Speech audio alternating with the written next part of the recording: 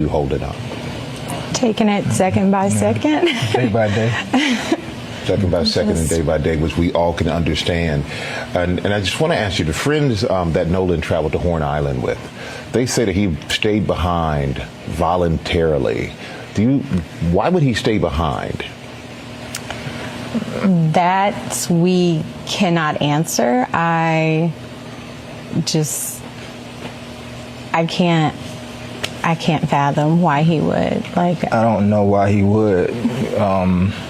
We always taught him to, if you go with a group, you stay with a group. Mm-hmm. Even when he was in college, he would say, "Dad, well, we're gonna ride down to a party or something in another city." Now, so I was out telling him, "Look, if you go with 5, you come back with 5. Do not separate from the group." Because I always said, safety is in numbers. Mm-hmm. And he always said, "Yes, sir." So he knew to stay with his group. So why would he split from his group? I don't know. So that would have been unusual for him to split from the group. Yeah. And you said he would always check in with you. Did he check in with you that day? So that day, no, I don't. But of course, too, they were on the boat. And usually when he is out there, which it's not uncommon, he's, I think, since last year, he's been going there occasionally with his friends. And so it would always just be like, "Hey, Mom, I'm back," type of thing. But this time there was no call or text from him. It was from his friend.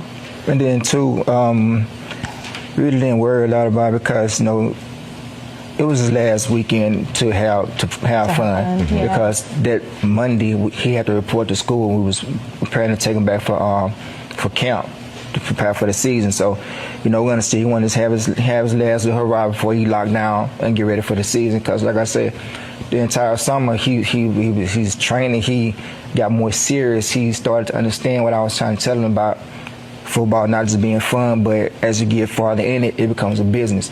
If you want to excel, and you have to understand, and you have to understand both at the same time. And we know, Ben, that you said that you're going to do an independent investigation. Yes. And you say you have Nolan's cell phone and messages were deleted. How could you tell messages were deleted? Well, his parents got the phone back, and that's something that's important, Michael, because they tracked this phone on Life 360. So Life 360, but when I received the phone call from Warren, I immediately called my friend Tashima, and I said, "Hey, have you guys seen Nolan?" Because her 2 sons, Jalen and Javon, they grew up together. They played City League sports together. When they got into school, they played sports together. And so she was like, "Hey, okay," the boys were pulling up the location from Snapchat. So the Snapchat location looks completely different than the Life 360 location. So when I pulled up Life 360, it was different. It was showing everywhere the phone had been. I was like, "Well, it's showing that he's back on land. I'm not." He's like, "But no, he didn't come back with us." Well, how were you able to get the phone? So we tracked it, and my friend Tashima went and picked it up. It wasn't like they said, "We got his phone." They tracked it. And that highlights all these contradictions, Michael. The fact that they said Nolan was talking to a young woman, and she said that he said, "I'm going back to get on the boat with the boys." The boys said that he said he was going to stay with her. And so that's an obvious contradiction. And then this video of this, you can hear an argument going where Nolan is saying, "Give me my freaking phone. What are you freaking doing?" And so then his phone ends up missing. I don't know any teenagers, Michael Strahan, who says, if you believe their story, I'm going to stay behind and I'm going to leave my phone. I mean, no young person leaves their cell phone. And so then there's so many things their parents were telling us about. Even why didn't his body wash up with the tide on Sunday? Why would it come on Monday? It's not adding up. And that is the problem when you think about the history of Mississippi. Yeah, so there are so many questions that need to be answered. And is there anything you'd like people to know about Nolan? What would you like them to know about your son?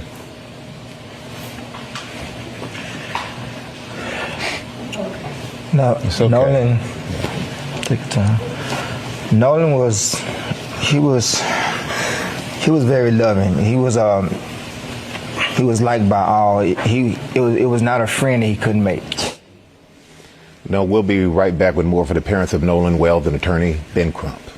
We're back now on GMA with the parents of Nolan Wells, Christina and Elmore Wansley. And I want you to please continue to tell us what you want the world to know about your son. So Nolan was just like this bright light, right? Walk into a room, his smile, his energy was just so infectious. Like it's almost like he drew you into him. And he was just one of those people, like he always wanted everyone to be included. He didn't want anyone to feel left out.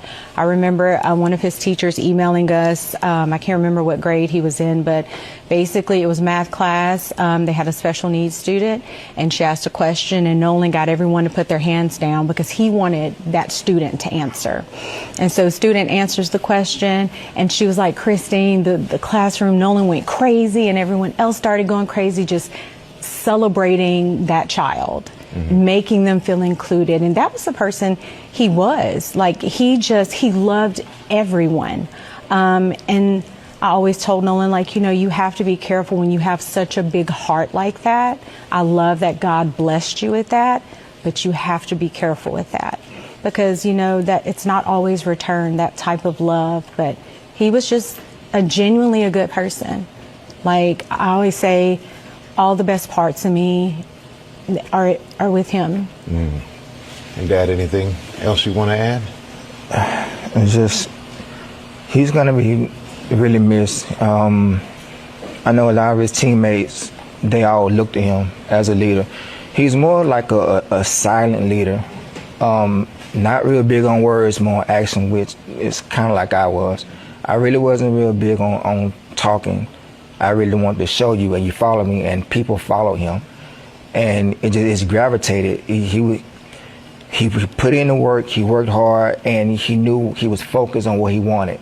And he wanted to make life better for, his family. He wanted to have his own family. He used to say, Dad, I want to do this, I want to do this, I want to build this. I said, well, son, you got to take it one step at a time. Slow down, let's walk this thing out. Let's train, let's sign our deals, let's make these teams, make these camps, put the work in, and everything else to work out.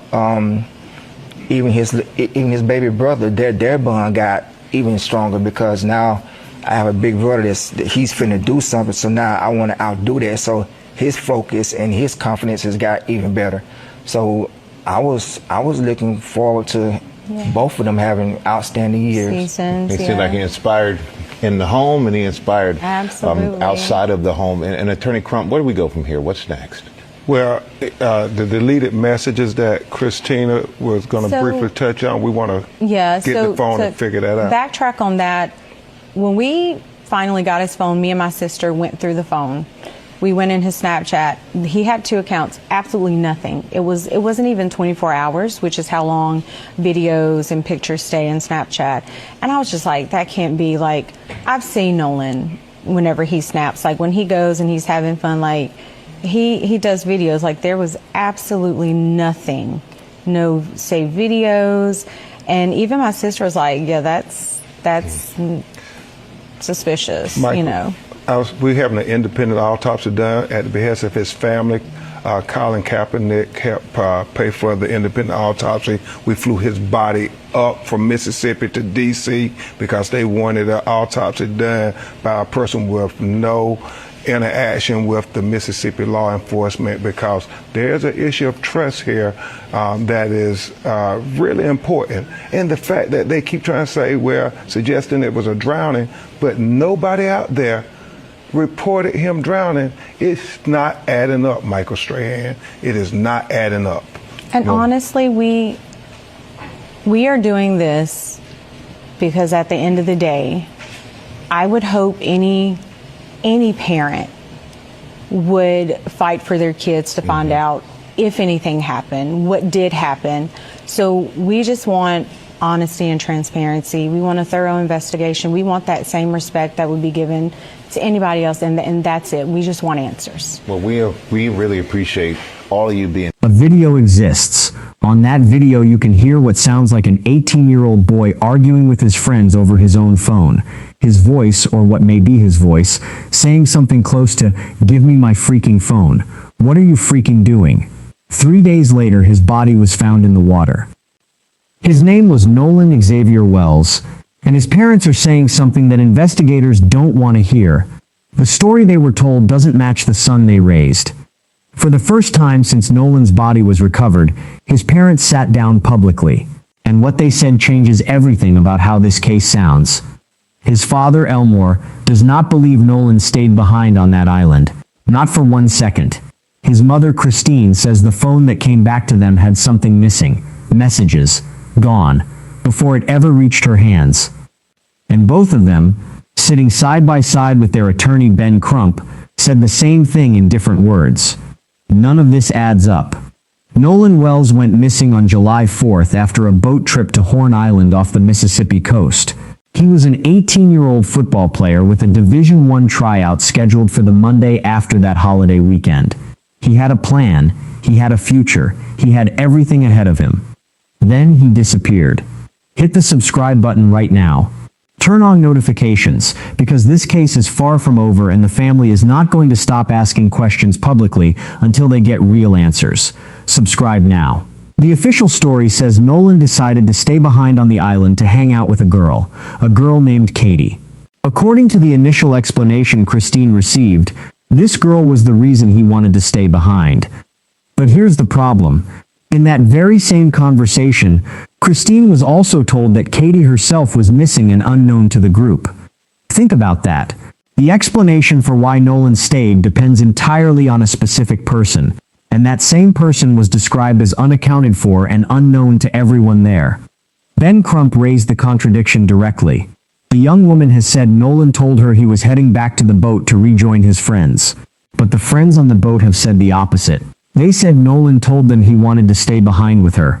Crump's response was blunt. Which is it? Somebody isn't telling the truth. Here's where Christine's certainty becomes critical. She was raised with one rule. Nolan was raised with one rule. If you leave with the group, you come back with the group. She said, "At no time would I leave someone else's child behind, especially on an island."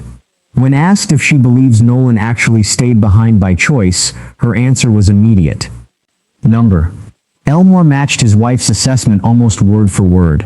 He described Nolan as a silent leader, the kind of person other kids naturally followed, not because of what he said, but because of how he carried himself. He said he drilled this specific lesson into his son for years. Stay with your group. Don't split off. Don't make yourself vulnerable.